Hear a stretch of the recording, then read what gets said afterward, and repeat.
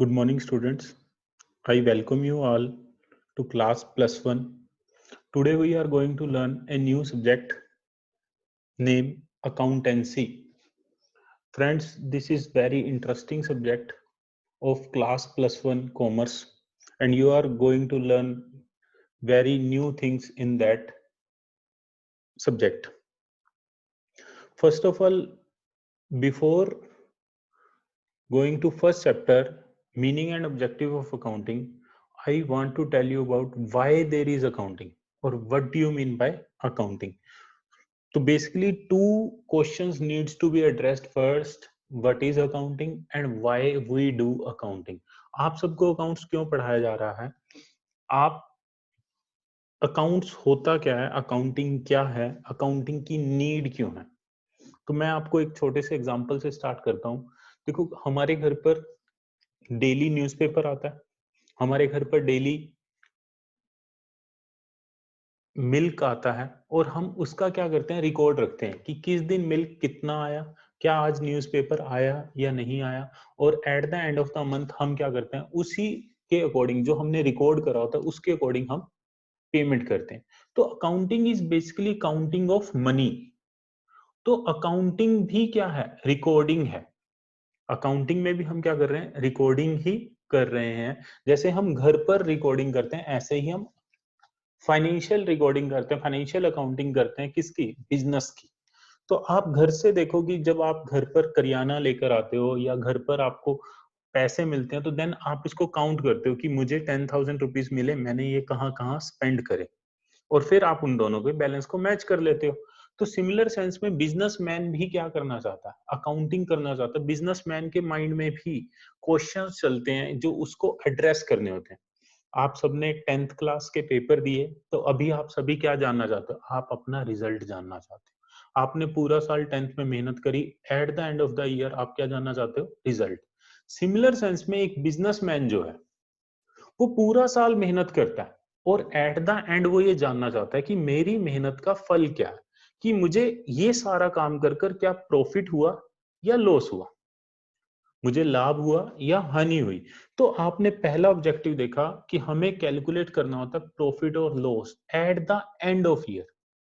तो आप ये देखो कि अगर आपको पूरे साल में क्या आपने प्रॉफिट कमाया है या पूरे साल में आपने क्या लॉस इंकर्ड हुआ, तो इसके लिए आपको क्या करना पड़ेगा, आपको एक पहला स्टेप सिस्टमेटिक रिकॉर्डिंग भी रखनी पड़ेगी. तो मैं आप सभी को एक छोटा सा एग्जांपल देता हूँ सिस्टमेटिक रिकॉर्डिंग का. एक गांव में एक पर्सन ने वेजिटेबल की शॉप स्टार्ट करी. लेट्स सपोज उस शॉप का नाम था राम वेजिटेबल शॉप.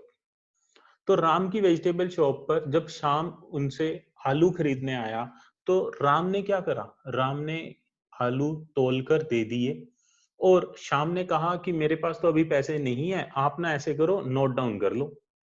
तो राम ने क्या करा, राम ने एक कॉपी उठाई रफ सी और उसके ऊपर क्या करा, शाम का नाम लिखा और आलू की पिक्चर्स बना दी कि ये 5 आलू लेकर गया या 7 आलू लेकर गया. ऐसे ही मोहन आया तो उसकी भी इन्होंने पिक्चर बना दी. अब आप एक चीज बताओ, क्या हम इसे सिस्टमेटिक रिकॉर्डिंग कहेंगे?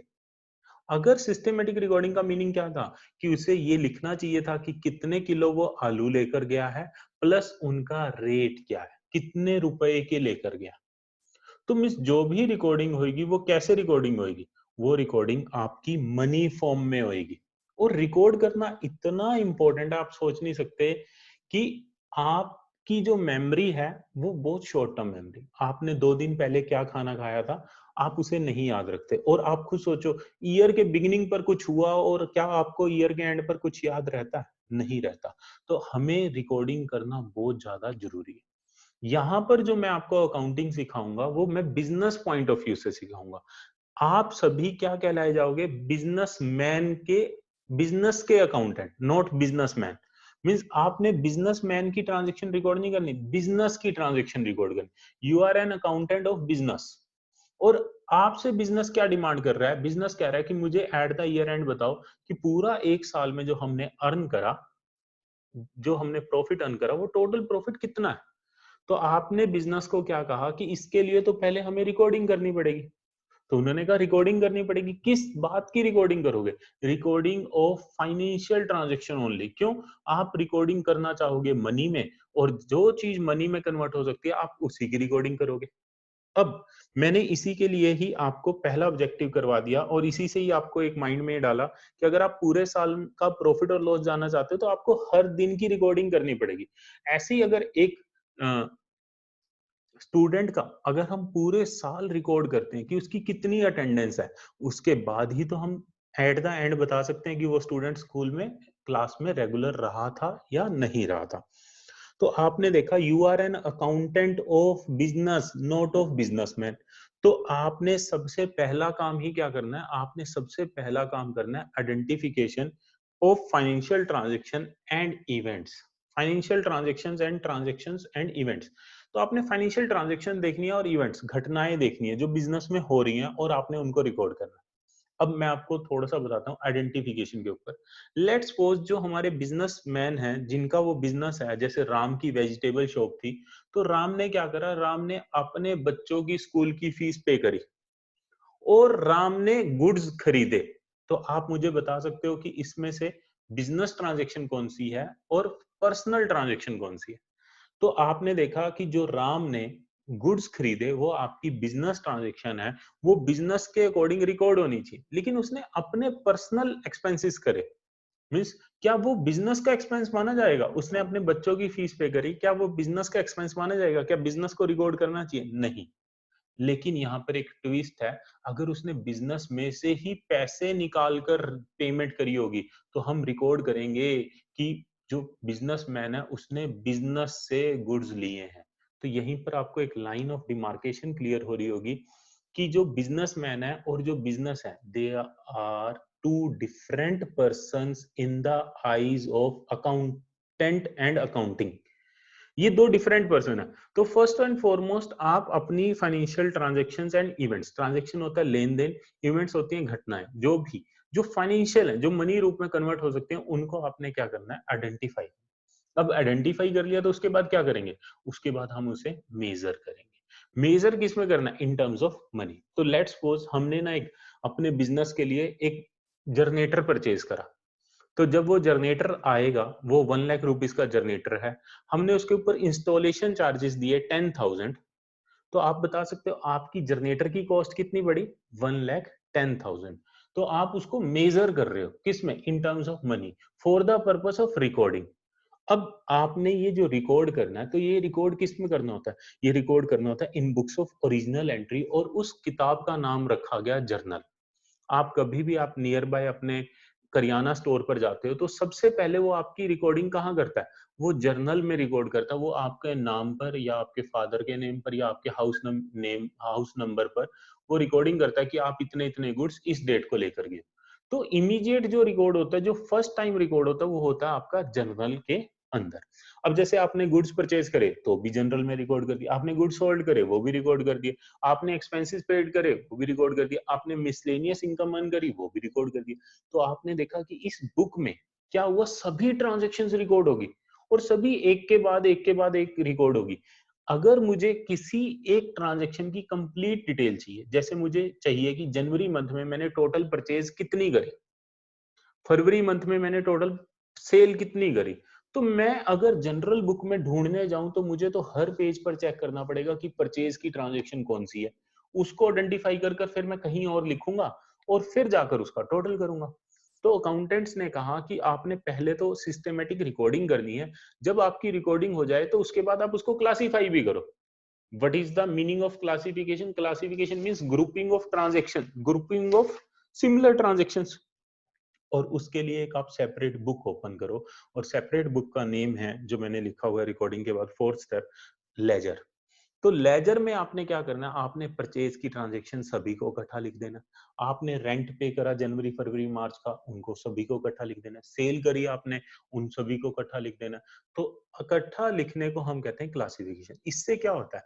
इससे हमें हर एक हेड की, हर एक अकाउंट्स की, हर एक पेमेंट की, हर एक ट्रांजैक्शन के टोटल की इंफॉर्मेशन मिल जाती है कि ये टोटल में कितना हमने पे करा, टोटल में हमारा कितना खर्च हुआ।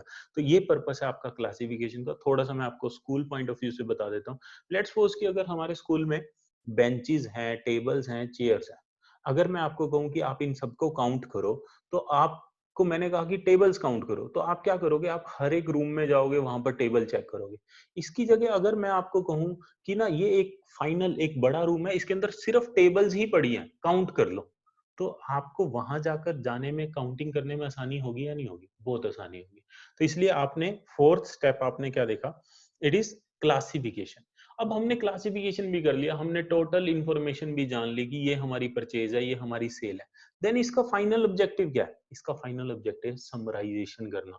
और समराइजेशन कैसे करना होता है? ट्रायल बैलेंस में समराइजेशन करते हैं, जहां पर हम सभी अकाउंट्स के बैलेंस लिखते हैं, ट्रायल बैलेंस कहा जाता है। और जब ये टैली कर जाता है तो हम ये कहते हैं कि हमारी अकाउंटिंग अर्थमेटिकली एक्यूरेट है, मीन्स इसमें कोई मैथमेटिकल मिस्टेक्स नहीं है। ठीक है। और उसके बाद हमारा नेक्स्ट स्टेप क्या होता है? Preparation of profit and loss account and balance sheet. और यही ऑब्जेक्टिव हम लेकर चले थे कि हमने जो अकाउंटिंग करनी है, हमें एट द ईयर एंड हमें अपना प्रॉफिट एंड लॉस भी जानना है, और हमें बैलेंस शीट मींस हमें अपनी फाइनेंशियल पोजीशन भी जाननी है। तो ये आपका 5th स्टेप में आपका ऑब्जेक्टिव कंप्लीट होता है। तो देखो स्टेप बाय स्टेप है। अगर आप सिस्टमैटिक रिकॉर्डिंग ही नहीं करोगे, अगर आपके स्कूल के टीचर्स अगर आपके मार्क्स ही नहीं रिकॉर्ड करेंगे, तो वो फाइनल में रिजल्ट कैसे डिक्लेयर कर सकते हैं? तो वो क्या करते हैं? आप रिकॉर्डिंग, तो आप अगर कह दूं रिकॉर्डिंग जो है वो 24/7 इंटू 365 डेज, ये इवन लाइफ टाइम रिकॉर्डिंग होती ही जा रही है।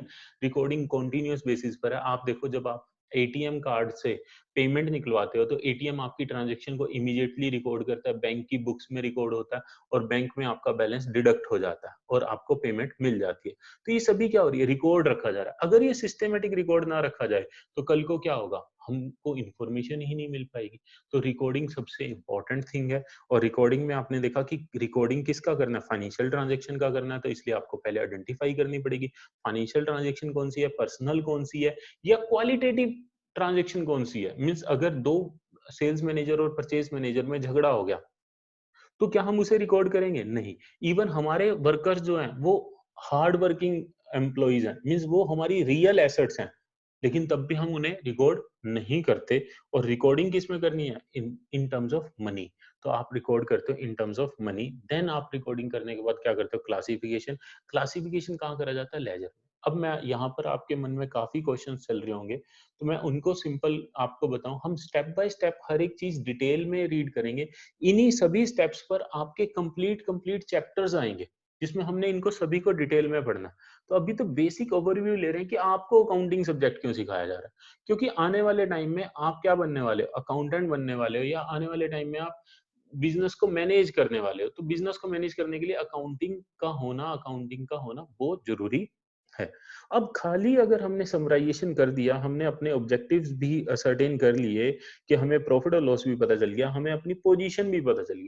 प्रॉफिट और लॉस आपको बिल्कुल क्लियर होगा। पोजीशन का सिंपल सा मीनिंग होता है कि आप कितनी कैपिटल से आपने बिजनेस स्टार्ट करा था, एट द एंड आपके पास कितनी कैपिटल है। मैं छोटे से एग्जांपल से बताऊंगा। लेट्स सपोज जनवरी मंथ में आपने 1000 रुपीज के इन्वेस्ट करे बिजनेस में, 1000 रुपीज, और आपने जनवरी मंथ में ही 1200 रुपीज की सेल करी। 1000 रुपीज इन्वेस्ट कर कर आपने गुड्स परचेज करे, और 1200 की आपने सेल करी। तो आप देखो कि आपने 1000 रुपए के गुड्स खरीदे, 1200 रुपए के सभी गुड्स बेच दिए। जब आपने सभी गुड्स बेच दिए, तो आपको 200 रुपए की क्या होगी? इनकम। लेकिन उस इनकम को कमाने के लिए आपने कुछ ना कुछ एक्सपेंस तो करा होगा। लेट्स सपोज आपने बिजली का बिल, आपने अपने एम्प्लॉई की सैलरी, या कुछ भी पेमेंट करी होगी। मैं बहुत छोटी अमाउंट पिक कर रहा हूँ। तो लेट्स सपोज हमने क्या करा? हमने 120 रुपीज एक्सपेंडिचर कर दिया एक्सपेंसेस पर। तो इन द नटशल हमें 80 रुपीज का बेनिफिट हुआ। कब? जनवरी मंथ में। तो अगर मैं जनवरी के एंड पर आपकी पोजीशन जानूं, तो आप क्या कहोगे कि सर मेरे पास 1080 रुपीज है, मैंने 1000 से बिजनेस स्टार्ट करा था, मैंने 1200 के गुड्स सोल्ड करे, सभी गुड्स सोल्ड कर दिए, मेरे पास 1200 रुपीज आए, उसमें से मैंने 120 का एक्सपेंस कर दिया। अब मेरे पास कितने बड़े? 1080 रुपीज। तो ये मेरी पोजीशन है। तो ये पोजीशन आपको कौन बताती है? आपको ये पोजीशन बैलेंस शीट बताती है। अब ये सब समराइजेशन होने के बाद आपने क्या करना है? आपने इंटरप्रिटेशन करनी है, मीन्स इसका लॉजिक लेना। लेट्स सपोज कि हमने 1000 रुपीज बिजनेस में लगाकर हमने 80 रुपीज का प्रॉफिट अर्न करा, तो दैट मीन्स हमने कितने परसेंट अर्न करा? हमने 8% प्रॉफिट अर्न करा। हमने क्या करा? हमने इसका रेशियो निकाला, 80 रुपीज अपॉन 1000। तो 8% अगर आपने प्रॉफिट अर्न करा, तो कोई पर्सन आपको ये कह सकता है कि इतना आपने बिजनेस करा, आपने जनवरी मंथ में इतनी मेहनत करी, इससे अच्छा तो आप बैंक में एफडी करवा देते और आपको 8% इंटरेस्ट मिल जाता। बोलो। तो आपने कहना है कि मुझे 8% इंटरेस्ट जो मिला है या कुछ भी है, तो वो कैसे मिला है? बोलो। जो आपने इंटरेस्ट कमाया, 8% इंटरेस्ट कमाया एक तरह से, तो आप ने देखना है कि क्या मुझे बिजनेस करने में बेनिफिट हो रहा है, या फिर मैं अगर इस पैसे को कहीं और इन्वेस्ट करूं तो वहां पर बेनिफिट होगा। तो आप रेशियो एनालिसिस कर कर इंटरप्रिटेशन कर सकते हो। और आल्दो 8% आपने ये मंथली अर्न करा है, बैंक वाले आपको ईयरली पे करते हैं। ये 8% आपने मंथली अर्न करा है, बैंक वाले आपको क्या करते हैं? मंथली ईयरली पे करते हैं। तो ये बहुत अच्छी आपने इनकम अर्न करी है। ठीक है।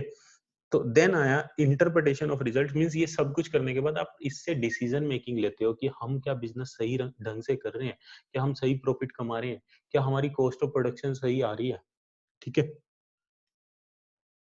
और अब लास्ट क्या होता है? इन्हीं रिजल्ट्स को हम क्या करते हैं? कम्युनिकेट करते हैं। आपने देखा होगा कि जो बड़ी-बड़ी कंपनीज़ हैं, वो अपने रिजल्ट्स को क्या करती हैं? पब्लिश करती हैं। और हमारे 2 टाइप्स ऑफ यूज़र्स होते हैं, इंटरनल यूज़र्स। इंटरनल यूज़र्स में आपके ओनर्स आते हैं और आपके मैनेजमेंट आती है। मैनेजमेंट को हम डिटेल्ड इन्फॉर्मेशन भी प्रोवाइड करते हैं। एक्सटर्नल यूज़र्स में आपके पोटेंशियल इन्वेस्टर्स आते हैं, क्रेडिटर्स आते हैं, डेटर्स आते हैं। अभी ये सब आपके लिए नए टर्म्स हैं। तो क्रेडिटर्स का मीनिंग होता है जिनसे हमने गुड्स उधार पर लिए। डेटर्स का मीनिंग होता है वो पर्सन जिनको हमने गुड्स उधार पर बेची। गवर्नमेंट हमारे बिजनेस में इंटरेस्टेड होती है कि क्या हम सही ढंग से गवर्नमेंट के टैक्सेस पे कर रहे हैं, क्या हम लॉ अबाइडिंग सिटीजन हैं या नहीं है। तो आपने सबसे पहले आज ये देखा कि अकाउंटिंग के स्टेप्स क्या हैं, अकाउंटिंग क्यों है। तो ऑब्जेक्टिव से आपको पता चला। नीड फॉर अकाउंटिंग अगर मैं आपको थोड़ा सा और बताना चाहूँ, देखो at the end of the year all the businessman wants to know how much they have gained or lost during the year, how much capital investing in the business at the end of the year, how much they are liable to pay and to whom they owe it, how much is owed to them and by whom। इन सभी की मैं हिंदी करता हूँ जो मैंने अभी तक पढ़ा है। कहते हैं कि ये businessman at the year and जानना चाहता है कि गेन और लॉस क्या हुआ, उसने जो पूंजी लगाई थी, कैपिटल लगाई थी, जो उसने अपना खुद का पैसा लगाया था 1000 पे, 1 साल के बाद या 1 महीने के बाद, मीन्स अकाउंटिंग आप कभी भी कर सकते हो क्लोज, तो आप वो जानना चाहोगे। प्लस आपने किसके कितने पैसे देने हैं, प्लस आपने किससे कितने पैसे लेने हैं। तो इन सभी बातों का आंसर अगर आपको जानना है, in order to attain such information it is essential to keep a complete and systematic record of each and every business transaction. हर एक चीज जो घटित हो रही है बिजनेस में, जिसे हम मनी में मेजर कर सकते हैं, उन सभी को हमें रिकॉर्ड करना पड़ेगा, तभी हमें ट्रू पिक्चर मिलेगी। ये सबसे बात ध्यान रखें, each and every business transaction हमें रिकॉर्ड करनी है। एंड आपको ये माइंड में डाल लेना, you are an accountant of business, not of businessman. Businessman though is the owner of the business, but it is considered as separate person. ये दोनों अलग अलग पर्सन माने जाते हैं। और जब आप कंप्लीट रिकॉर्ड करोगे, सिस्टमेटिक रिकॉर्ड करोगे, ना कि वो वेजिटेबल शॉप वाला जो फोटोज बना देता था, वो नहीं, सिस्टमेटिक रिकॉर्ड करोगे, तो आप ये चीजें जान पाओगे कि पूरे साल में आपने कितनी परचेज करी है, आपने पूरे साल में कितनी सेल करी है, प्लस आपका नेट प्रॉफिट कितना हुआ है, प्लस आपकी फाइनेंशियल पोजीशन क्या है, और आपने किसके कितने पैसे देने हैं, किसके कितने पैसे लेने। और जब आप सिस्टमेटिक रिकॉर्ड रखते हो, तो ये जो रिकॉर्डिंग है, ये आपकी एविडेंस मानी जाती है in the court of law. और इन द जो हम टैक्सेशन अथॉरिटीज को टैक्स पे करते हैं कि हमने इतनी सेल्स करी, इसके ऊपर इतना जीएसटी बनता है, तो वो हमारी बुक्स ऑफ अकाउंट्स को क्या करेंगे? एक्सेप्ट करेंगे। प्लस मैं आपको ये बताऊं कि बिजनेस तो सालों साल चलता है। देखो असली प्रॉफिट जो हमें होता है, वो बिजनेस के बंद होने पर पता चलेगा, कि हमें पूरे बिजनेस के बंद होने पर, कि हमने ये बिजनेस अब स्टार्ट करा था, आज से 10 साल बाद बंद करा, तो हमें एक्चुअल में कितना प्रॉफिट हुआ। लेकिन हम कुछ एक इंफॉर्मेशन ईयर एंड पर भी जानना चाहते हैं। तो हमने क्या करा, हमने अपनी बिजनेस की लाइफ को इक्वल पार्ट्स में डिवाइड करा, और इसलिए हम अपनी अकाउंटिंग ईयरली करते हैं, इवन आप बड़ी बड़ी कंपनीज को देखोगे वो अकाउंटिंग आपकी क्वार्टरली भी करते हैं। तो आप आने वाले टाइम में अकाउंटिंग के प्रिंसिपल्स पढ़ोगे, कंसेप्ट पढ़ोगे, जिसके ऊपर पूरी अकाउंटिंग स्टैंड करती है। और उसमें आपको ये दो प्रिंसिपल बहुत अच्छे से मिलेंगे। पहला प्रिंसिपल जो मैं आपको समझा चुका हूँ वो है separate entity principal.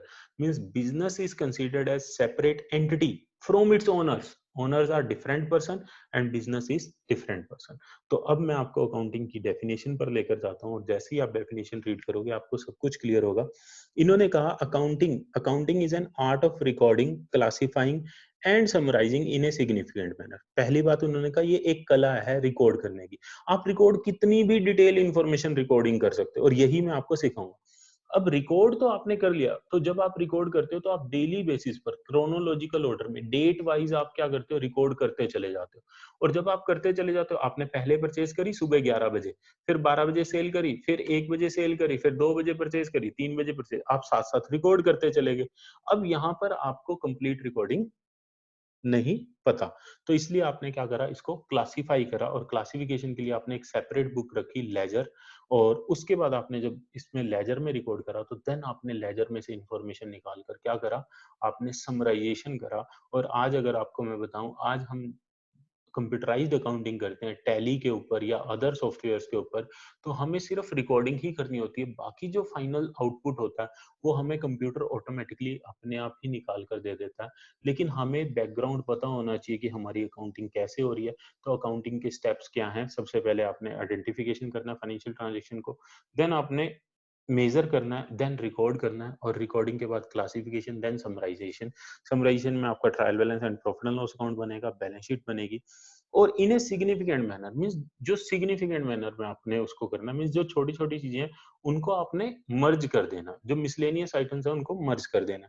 And in terms of money किसको रिकॉर्ड करना है, ट्रांजेक्शन एंड इवेंट्स, जो लेन देन हो रहा है और जो घटनाएं घटित हो रही हैं उनको रिकॉर्ड करना, जो एटलीस्ट क्या होनी चाहिए, फाइनेंशियल करेक्टर की होनी चाहिए। और लास्ट क्या है, हमें इंटरप्रेट भी करना है इन रिजल्ट्स का, जो पूरे साल में हमने प्रॉफिट कमाए हैं इनका, और फिर हमने इसको कम्युनिकेट भी करना है। तो मैं ट्रांजेक्शन और इवेंट्स पर आपको थोड़ा सा बता देता हूँ। लेट्स सपोज कि ना हमने क्या करा, हमने ना शुगर बेचने का काम करा, चीनी बेचने का। हमने 1 क्विंटल चीनी खरीदी 4300 रुपीज की। 1 क्विंटल चीनी खरीदी 4300 रुपीज की, that means 43 rupees per KG. हमने 90 केजी, हमने 90 केजी शुगर हमने 4500 की सेल कर दी। हमने 100 केजी शुगर परचेज करी, कितने की, 4300 रुपीज की, मीन्स 43 रुपीज पर केजी। और हमने 50 रुपीज पर केजी के हिसाब से 90 केजी 4500 रुपीज की सेल कर दी। तो अगर मैं अब आपसे प्रॉफिट्स पूछूं तो आप मुझे प्रॉफिट कितना बताओगे? आपको बिल्कुल स्ट्रेट फॉरवर्ड दिख रहा है कि आपने 43 रुपीज में खरीदा, 50 रुपीज में सेल करा, 7 रुपीज आपको पर केजी प्रॉफिट हुआ। और 7 रुपीज का जो पर केजी प्रॉफिट हुआ वो आपका 90 केजी के अकॉर्डिंग हुआ, और 90 केजी के अकॉर्डिंग कितना हो गया आपका प्रॉफिट, 630 रुपीज। अब आप देखो कि इस अकाउंटिंग कैसे करी जाती है। तो अकाउंटिंग में हम क्या करते हैं, हम एक तरफ परचेज रिकॉर्ड करते हैं, एक्सपेंसेस रिकॉर्ड करते हैं, और हमने क्या करा, हमने अपनी परचेज रिकॉर्ड करी 4300 रुपीज की, कितनी, 100 केजी। अब आप देखोगे कि आपने जो सोल्ड सेल करी है वो कितनी करी है, आपने 90 केजी सेल करी है, कितने की, 4500 रुपीज। देखो आपको अभी क्लियर कट पता है कि आपको 90 केजी पर कितने रुपीज का प्रॉफिट हो गया, 7 रुपीज का। तो कितने का प्रॉफिट हो गया, 630 रुपीज का। अब ध्यान से समझो कि क्या हम ये कह सकते हैं कि हमें तो प्रॉफिट 200 रुपीज का हुआ है? क्या हम इसे कह सकते हैं? हम 100 केजी परचेज कर रहे हैं, सोल्ड हम अभी 90 केजी करा है। तो आपको नहीं पता आपकी घटना क्या घटित हुई, आपके पास अभी भी 10 केजी शुगर पड़ी है। इसे हम क्या कहेंगे, इसे हम कहेंगे क्लोजिंग स्टॉक। और ये 10 केजी जो हमें पड़ा है अभी के लिए, मैं जनरली आपको बता रहा हूँ कि हम इसे कितने रुपीज में रिकॉर्ड करेंगे, हम इसे 430 रुपीज में रिकॉर्ड करेंगे। और जैसे ही आप इसे 430 रुपीज में रिकॉर्ड करोगे, ये दोनों साइड आपकी टैली कर जाएंगी, इसे ही हम मैचिंग प्रिंसिपल भी कहते हैं। और ये आपका प्रॉफिट निकल आएगा 630 और जो कितने पर आया 90 kg इंटू 7 रुपीज और आपने देखा ये 100 kg यहाँ मैच कर गया और ये 100 kg यहाँ पर आपका मैच कर गया। और आपने देखो आपने क्या करा था, आपने पूरे 100 किलो का अपना खर्च मान लिया, लेकिन नहीं, आपने जितना बेचा है उतना ही आपका खर्च हुआ है। इसका मतलब आपने जो आमदनी कमाने के लिए खर्च करा है, हम उसे ही क्या मानेंगे, खर्चा मानेंगे।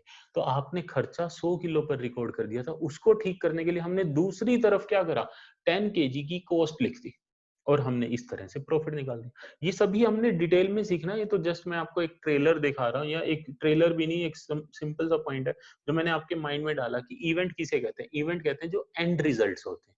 ट्रांजेक्शन किसे कहते हैं, जो दिन प्रतिदिन लेन देन चल रहा है उसे हम ट्रांजेक्शन कहते हैं। इवेंट्स क्या होते हैं, हमारा जो एंड रिजल्ट होता है। तो यहाँ आपने देखा ट्रांजेक्शन एंड इवेंट्स का मीनिंग। तो आज हम इसी से ही एंड करेंगे। अभी आपने सिर्फ एक डेफिनेशन ध्यान रखनी है और ये स्टेप्स और ये आपने नीड फॉर अकाउंटिंग। मैं थोड़ा सा आपको बता देता हूँ। Meaning and objective of accounting ये चैप्टर 1 है आपका, जिसमें आपने डेफिनेशन सीखी।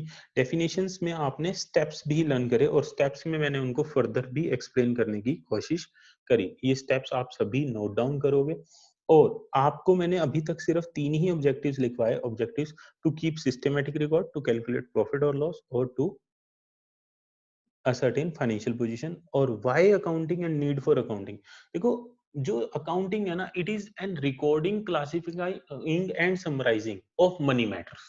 बस ये आपको ध्यान रखना है। It is an recording, classifying and summarising of money matters. तो अकाउंटिंग मनी को रिकॉर्ड कर रही है। आप देखो कि हम हर जगह कुछ ना कुछ क्या कर रहे होते हैं, रिकॉर्डिंग्स कर रहे होते हैं, लेकिन जो मनी मैटर्स को रिकॉर्ड करते हैं उसे हम अकाउंटिंग कहते हैं। और हमारा ऑब्जेक्टिव क्या होता है इसके पीछे, तो हमारा ऑब्जेक्टिव असर्टेनमेंट ऑफ प्रॉफिट और लॉस और कैलकुलेशन ऑफ प्रॉफिट और लॉस और असर्टेनमेंट ऑफ फाइनेंशियल पोजीशन। ये दो हमारे ऑब्जेक्टिव हैं अकाउंटिंग करने के पीछे। तो आई थिंक आप सबको ये क्लियर होगा। मैं थोड़ा सा यहाँ पर आपको और हेल्प करने के लिए एडवांटेजेस सिर्फ बता रहा हूँ, नेक्स्ट क्लास में मैं आपसे डिस्कस करूंगा एडवांटेजेस क्या, यूजेस क्या अकाउंटिंग। तो सबसे पहली बात जो आपका यूज है, डिसीजन मेकिंग। अब आप देखो कि अगर आप बिजनेस कर कर अगर प्रॉफिट ज्यादा कमा रहे होगे तो आप अगले साल और बिजनेस करना चाहोगे। अगर आप प्रॉफिट्स कम कमा रहे होगे तो आने वाले साल में आप ये सोचोगे कि बिजनेस में प्रॉफिट तो हो रहा नहीं, क्यों ना हम जॉब कर लें या कोई और काम करें, इस बिजनेस को छोड़ दें। तो ये बिजनेस डिसीजन मेकिंग में हेल्प करता है। प्लस आप देखो कि आप बिजनेस में जब रिकॉर्डिंग करते हो तो आपको अपनी परचेज सेल सब पता चलती है। मीन्स कहीं पर भी कोई चोरी होने का डर नहीं होता जब आप सिस्टमैटिक रिकॉर्ड रखते हो, कंप्लीट रिकॉर्ड रखते हो। फिर आपको इन्फॉर्मेशन मिलती है प्रॉफिट एंड लॉस के रिगार्डिंग, इन्फॉर्मेशन मिलती है फाइनेंशियल पोजीशन के रिगार्डिंग। आप कंपेरेटिव स्टडी कर सकते हो कि पिछले साल तो मैंने 1 लाख प्रॉफिट कमाया था, इस साल मैंने 2 लाख कमाया, तो बहुत अच्छी बात है, मेरी 100% की ग्रोथ हुई है। और अगर कम कमाया तो क्यों कमाया, तो रीजंस आपको पता चलते हैं। कंपेरेटिव स्टडी, जब आप पिछले साल और इस साल को स्टडी करते हो तो इसे कहते हैं इंट्रा फर्म कंपेरिजन। और जब आप इंटर फर्म मीन्स जब आप दूसरी फर्म के साथ कंपेयर करते हो कि राम की दुकान है, उसने 1.5 लाख का प्रॉफिट कमाया लेकिन मैंने प्रॉफिट 1 लाख का कमाया, तो हमारे दोनों के प्रॉफिट में डिफरेंस क्यों है। प्लस हमें गवर्नमेंट को टैक्स देना होता है जो हमने इनकम अर्न करी है, तो उसको निकालने के लिए भी हमें अकाउंटिंग करना जरूरी है। प्लस अगर हमसे कोई गुड्स उधार लेकर गया है और वो पैसे ना दे, तो हम कोर्ट में जाकर ये कह सकते हैं कि ये देखो हमारी बुक्स ऑफ अकाउंट्स में हमने उसको गुड्स बेचे हुए हैं और वो हमारे पैसे नहीं दे रहा। वो कल को हमें अपना बिजनेस सोल्ड करना हो तो हमें पता है कि हमारे बिजनेस में क्या क्या इन्वेस्टमेंट हुई है, कौन सी मशीन लगी हुई है, कौन सा फर्नीचर है, कितना गुड्स पड़ा है और क्या क्या चीजें हैं। तो हम अपना बिजनेस को बेचने में हमें रिकॉर्डिंग अकाउंटिंग हेल्प करती है। देन अगर हमें अपने बिजनेस को एक्सपेंड करना और हमें बैंक से लोन चाहिए, तो हम बैंक को अपनी financial position, profit and loss और बैलेंस शीट दिखाकर हम क्या कर सकते हैं, बैंक से लोन ले सकते हैं। ये हमें पार्टनरशिप अकाउंट्स में भी हेल्प करता है। प्लस एरर्स और फ्रॉड्स अगर हमारी ऑर्गेनाइजेशन में हुए हैं तो उसे भी जानने में हेल्प करता है। तो देखो मैंने एडवांटेजेस बताई, और अगर मैं अब आपको लिमिटेशंस ना बताऊं तो इसका मीनिंग ये होगा कि मैंने आपको एक कॉइन की सिर्फ एक ही साइड बताई। हमें लिमिटेशंस भी जाननी पड़ेगी, और थोड़ी सी लिमिटेशन मैंने आपको पहले भी बताई थी कि अकाउंटिंग आपको एग्जैक्ट प्रॉफिट नहीं बताएगी। क्यों नहीं बताएगी? क्योंकि अकाउंटिंग में कहीं जगह हम अपनी पर्सनल जजमेंट यूज करते हैं। और जैसे कि हमने क्या करा, हमने कहा कि अकाउंटिंग एग्जैक्ट प्रॉफिट कब बताती है, जब बिजनेस पूरा तरह से बंद हो जाता है तब। लेकिन क्या हम 100 साल का इंतजार करें? अगर हमारे बिजनेस की लाइफ 100 साल है, क्या हम 100 साल के बाद प्रॉफिट निकालें? तो फिर तो कोई डिसीजन होगा ही नहीं। तो हमने क्या करा, लाइफ ऑफ बिजनेस को डिवाइड करा ईयरली बेसिस पर। अब इसी का मैं आपको एग्जांपल देता हूँ। आपने अपने बिजनेस में एक एसी परचेज करा, एसी 10 साल चलेगा। आपने 1 लाख रुपए का एसी परचेज करा। अब ये बताओ, आपका पहले साल 1 लाख रुपए का खर्च हुआ या 10,000 का खर्च हुआ? क्योंकि आपका एसी 10 साल चलेगा। तो आप कहोगे कि हमारा जो खर्च हुआ वो 10,000 रुपए का पहले साल खर्च हुआ, अगले साल 10,000 का, उससे अगले साल। तो आपने यहाँ अनुमान लगाया कि आपका एसी 10 साल चलेगा। देखो, कोई इस अनुमान को 5 साल भी कर सकता है, कोई 20 साल भी कर सकता है, ये डिपेंड करता है। तो इसलिए आपकी अकाउंटिंग में प्रॉफिट्स पर क्या पड़ेगा, फर्क पड़ेगा, ये आपने ध्यान रखना है। तो पहला लिमिटेशन आता है influenced by personal judgement. Plus accounting में बहुत तरह के कंसेप्ट्स और कन्वेंशंस चलती हैं, प्रथाएं चलती हैं, पुराने-पुराने प्रिंसिपल चलते हैं, और जहाँ पर जजमेंट इन्वॉल्व होती है, तो वो प्रिंसिपल्स हमें अकाउंटिंग में एग्जैक्ट प्रॉफिट निकालने में दिक्कत करते हैं। इन अकाउंटिंग्स कभी-कभी इनकम्प्लीट इन्फॉर्मेशन भी देती है, और इन इनकम्प्लीट का मीनिंग क्या है कि एग्जैक्ट प्रॉफिट्स नहीं बताती अकाउंटिंग। देन अकाउंटिंग जो हो चुका है सिर्फ उसे रिकॉर्ड करती है। आप खुद सोचो, कोई भी पर्सन फ्यूचर को प्रोजेक्ट नहीं कर सकता। तो अकाउंटिंग को हिस्टोरिकल अकाउंटिंग भी कहा गया है। जो पास्ट में हो चुका है हमने उसको रिकॉर्ड करना, और उसी के रिकॉर्ड पर डिसीजन मेकिंग करनी है। लेकिन आप उस रिकॉर्डिंग के बेस पर आप फ्यूचर को तो प्रेडिक्ट कर सकते हो ना। तो ये आपकी बहुत बड़ी हेल्प करता है। प्लस इसमें क्या है कि जो अकाउंटिंग है, इसमें आप अपने प्रॉफिट्स को, इसमें एक पॉइंट वर्ड यूज कर रहा हूँ, विंडो ड्रेसिंग। जब आपका सिलेबस इंक्रीज होगा तब मैं आपको समझाऊंगा विंडो ड्रेसिंग होता क्या है। हम अपने प्रॉफिट्स को इंक्रीज डिक्रीज कर सकते हैं कैसे। अभी मैं थोड़ा सा एग्जांपल आपको दे ही देता हूँ। देखो, आपने अभी 10 केजी का जो स्टॉक रखा था वो आपने 430 रुपीज का दिखाया।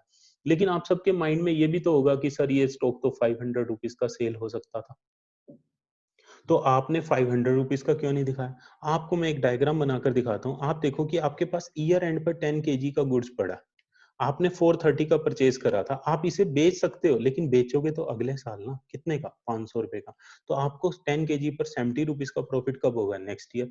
लेकिन अगर आप इसे यहाँ पर 500 रुपीज का दिखा दो तो आपका प्रॉफिट कितना आ जाएगा? 700 का प्रॉफिट आ जाएगा इसी साल। और ये आपने क्या कर दी? विंडो ड्रेसिंग ही तो कर दी। कि मीन्स आपने अपने क्लोजिंग स्टॉक की वैल्यू क्या करी? इंक्रीज कर दी। आपने उसको किस पर वैल्यू कर दिया? मार्केट प्राइस पर। लेकिन उसे किस पर करना चाहिए था? कॉस्ट प्राइस पर। और एट द एंड अगर मैं आपको एक रूल दूं, हम इसको करते हैं विच एवर इज लोअर, जो दोनों में से कम हो। तो कम क्या है हमारा? कॉस्ट। तो हम कॉस्ट पर इसे रिकॉर्ड करेंगे। तो आपने एक पॉइंट ये देखा। प्लस मैं आपको बताता हूँ, जापान के जो एम्प्लॉइज हैं वो सबसे हार्ड वर्किंग है इन द वर्ल्ड। ठीक है। तो क्या हम उनको बैलेंस शीट में रिकॉर्ड करेंगे? नहीं, हम उन्हें बैलेंस शीट में रिकॉर्ड नहीं करेंगे। तो जो बिजनेस में क्वालिटेटिव इंफॉर्मेशन है, हम उन्हें बिजनेस में रिकॉर्ड नहीं करते। बिजनेस बहुत अच्छी सर्विस दे रहा है, बिजनेस को अवार्ड मिल रहे हैं, तो हम इन सब का कोई भी प्लेस नहीं होता। Accounting only records which financial transaction, जिनको मेजर करा जा सकता है इन मनी। और मनी में जब हम मेजर करेंगे, तो अगर इफ वी आर इंडियंस तो हम किस में रिकॉर्ड करेंगे? इन रूपी फॉर्म। अगर हम यूएसए में तो हम किस में रिकॉर्ड करेंगे? डॉलर्स में। तो आपने ये देखना कि हमारी जो रूलिंग करेंसी होती है, जैसे इंडिया में इंडियन रुपीज है, आईएनआर है और रुपए है, तो हम उसे में रिकॉर्ड करेंगे। तो आपने सभी ने देखा कि ये आपके स्टेप्स हैं। आपको मैंने लिमिटेशंस भी बताई, और आपको मैंने एडवांटेजेस भी बताई। आपको ये एडवांटेजेस और लिमिटेशन मैं आपको नेक्स्ट क्लास में बताऊंगा। With that words, thank you so much. अगर आपको ये वीडियो अच्छी लगी हो तो आप इसे जरूर लाइक करेगा। और मैं आपको नेक्स्ट क्लास में आपके पेपर का पैटर्न भी बताऊंगा कि आपका पेपर 100 मार्क्स का है, जिसमें 80 मार्क्स का आपका टोटल पेपर है और थियोरेटिकल पेपर है, और 20 मार्क्स का आपका प्रोजेक्ट वर्क है। और 80 मार्क्स में कितने कितने मार्क्स के क्वेश्चंस आएंगे, इसका बाइफरकेशन मैं आपको नेक्स्ट क्लास में दूंगा। अगर अब आपको अच्छा लगा हो वीडियो, तो आप इसे लाइक, शेयर, कमेंट और सब्सक्राइब जरूर करिएगा channel. With that words, thank you so much.